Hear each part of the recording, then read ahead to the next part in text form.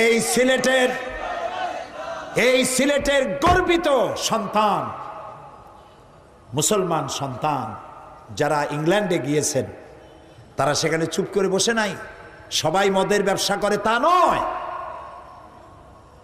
মদের ব্যবসা করে সামান্য কিছু লোক। বেশিরভাগ লোক যারা লন্ডনে থাকেন, আমেরিকায় থাকেন, ভালো ভালো ব্যবসা করেন, মসজিদ মাদ্রাসা গড়েন, আলহামদুলিল্লাহ করেন। ইস্ট লন্ডনে মসজিদ তৈরি হয়েছে, বিশাল মসজিদ, গোটা ইউরোপের শ্রেষ্ঠ মসজিদ ইস্ট লন্ডনে তৈরি হয়েছে, সিলেটে ভাইরা করছে, আলহামদুলিল্লাহ কঞ্জরে।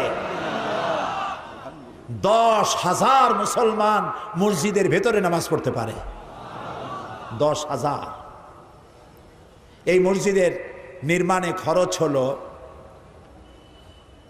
9.35 মিলিয়ন পাউন্ড, যা বাংলাদেশি টাকায় সম্ভবত 125 কোটি টাকার মতো।